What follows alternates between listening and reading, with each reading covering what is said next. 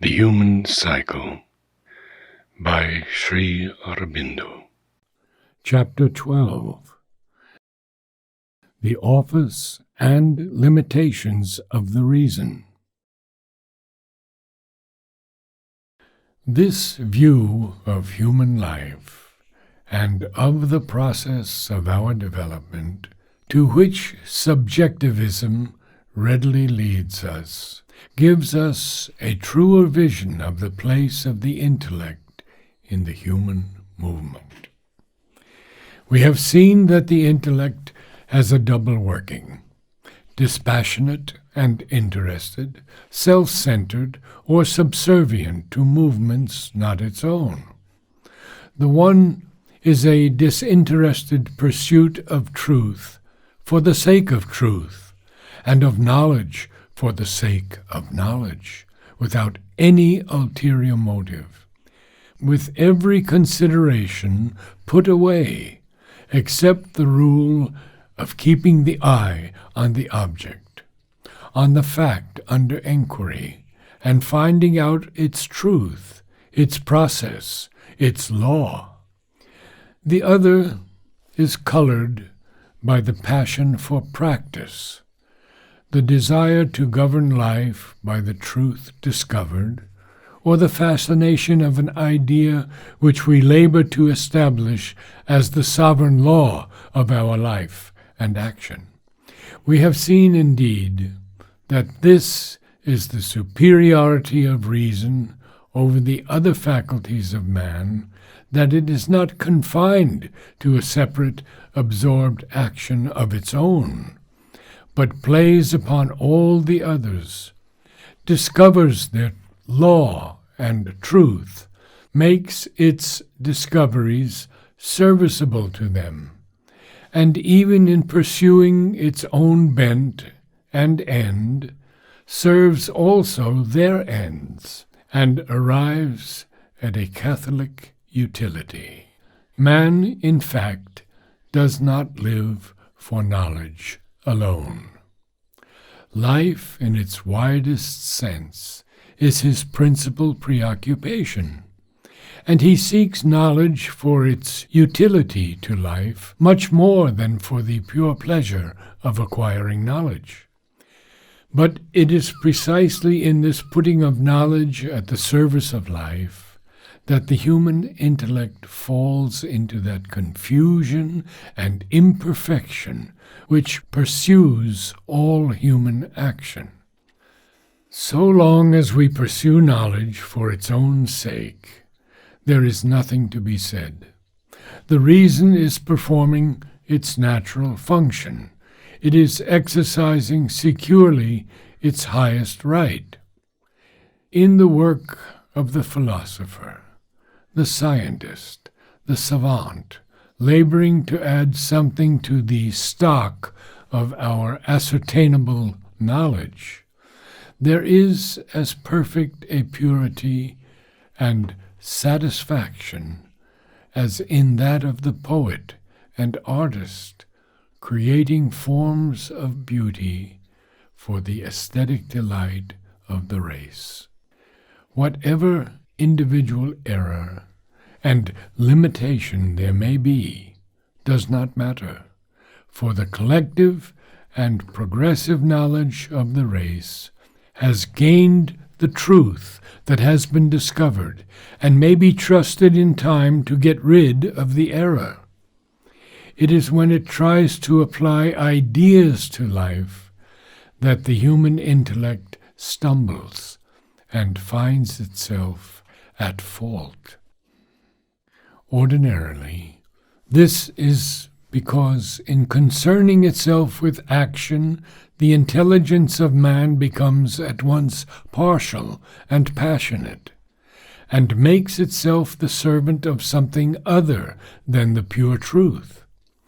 But even if the intellect keeps itself as impartial and disinterested as possible, and altogether impartial, altogether disinterested, the human intellect cannot be unless it is content to arrive at an entire divorce from practice, or a sort of large but ineffective tolerantism, eclecticism, or skeptical curiosity.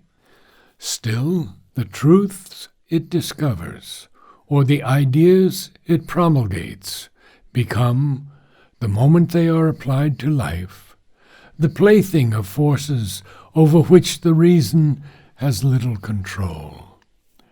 Science, pursuing its cold and even way, has made discoveries which have served, on one side, a practical humanitarianism, on the other, supplied monstrous weapons to egoism and mutual destruction. It has made possible a gigantic efficiency of organization which has been used on one side for the economic and social amelioration of the nations, and on the other for turning each into a colossal battering ram of aggression, ruin, and slaughter. It has given rise, on the one side, to a large rationalistic and altruistic humanitarianism.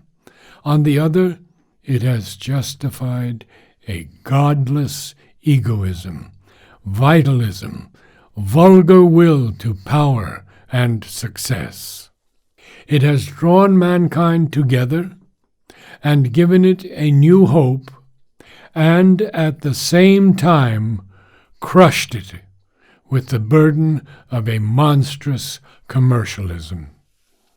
Nor is this due, as is so often asserted, to its divorce from religion or to any lack of idealism. Idealistic philosophy has been equally at the service of the powers of good and evil, and provided an intellectual conviction both for reaction and for progress. Organized religion itself has often enough, in the past, hounded men to crime and massacre, and justified obscurantism and oppression. The truth is that upon which we are now insisting, that reason, in its nature, an imperfect light, with a large but still restricted mission, and that once it applies itself to life and action, it becomes subject to what it studies, and the servant and counselor of the forces in whose obscure and ill-understood struggle it intervenes. It can, in its nature, be used, and has always been used, to justify any idea, theory of life, system of society or government, ideal or individual or collective action, to which the will of man attaches itself for the moment or through the centuries.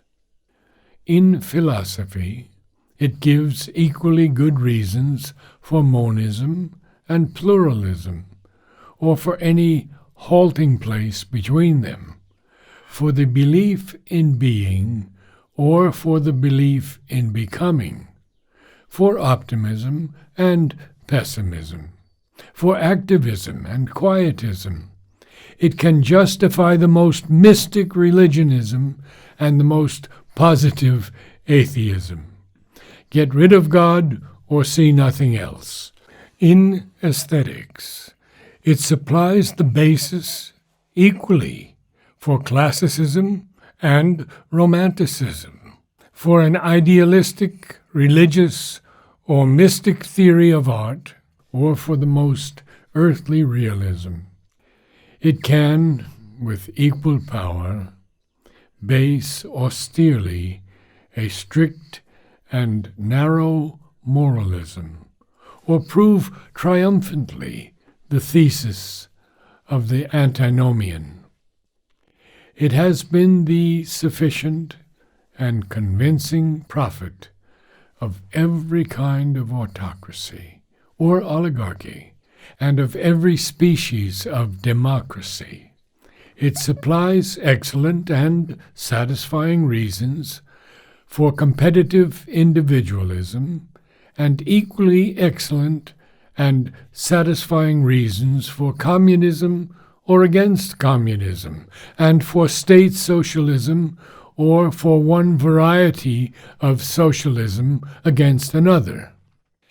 It can place itself with equal effectivity at the service of utilitarianism, economism, hedonism, aestheticism, sensualism, ethicism, idealism, or any other essential need or activity of man, and build around it a philosophy, a political and social system, a theory of conduct and life.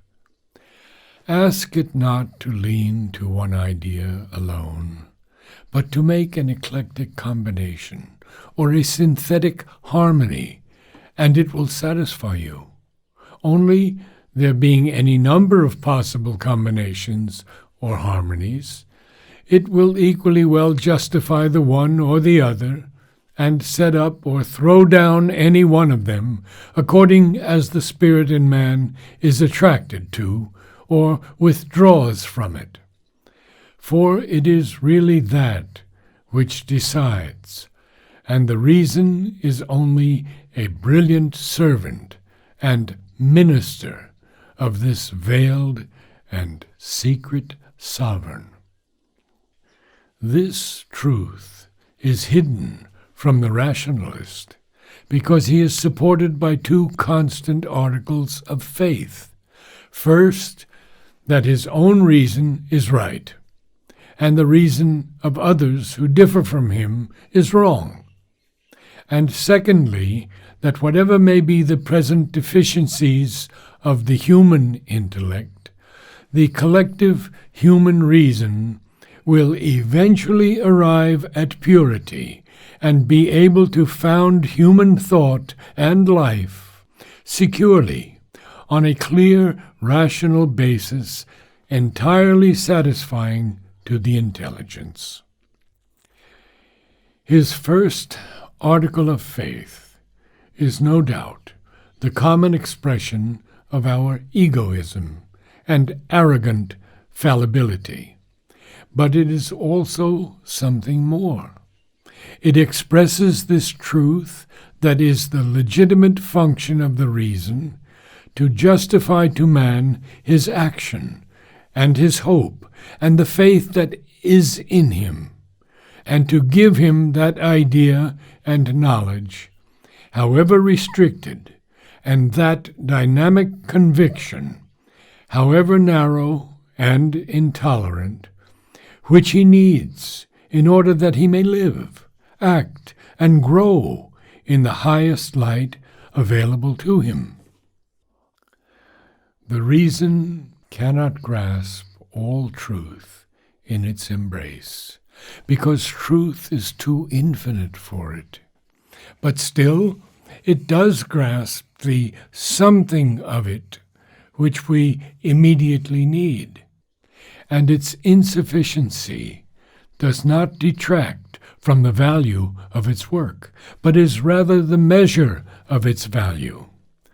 For man is not intended to grasp the whole truth of his being at once, but to move towards it through a succession of experiences and a constant, though not by any means a perfectly continuous, self-enlargement. The first business of reason, then, is to justify and enlighten to him his various experiences, and to give him faith and conviction in holding on to his self-enlargings. It justifies to him now this, now that, the experience of the moment, the receding light of the past, the half-seen vision of the future.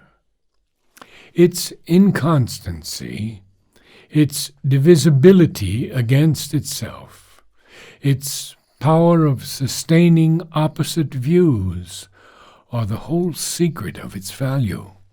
It would not do, indeed, for it to support two conflicting views in the same individual, except at moments of awakening and transition.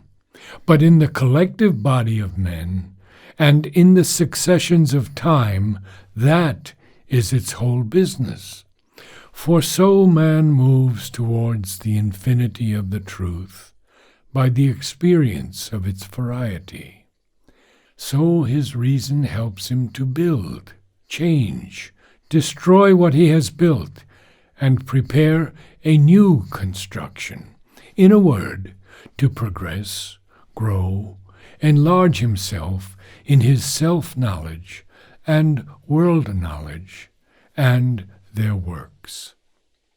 The second article of faith of the believer in reason is also an error, and yet contains a truth.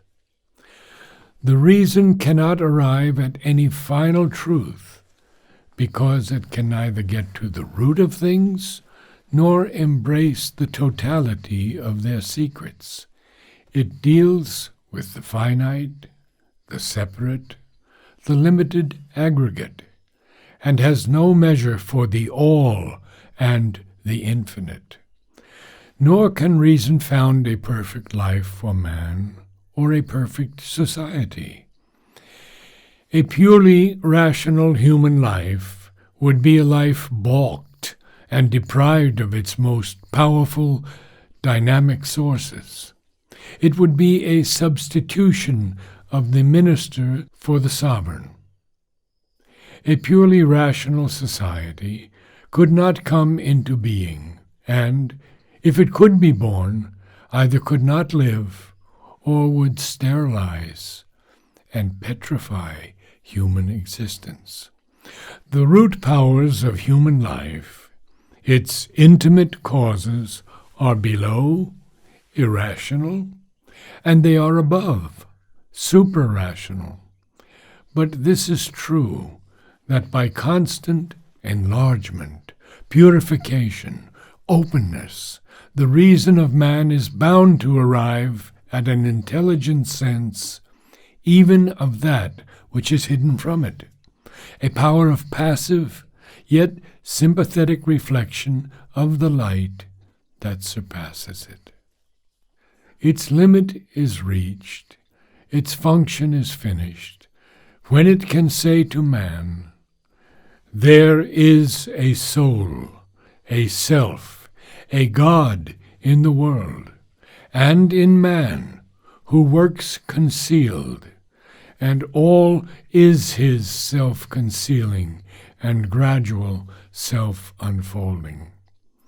His minister I have been, slowly to unseal your eyes, remove the thick integuments of your vision, until there is only my own luminous veil between you and him.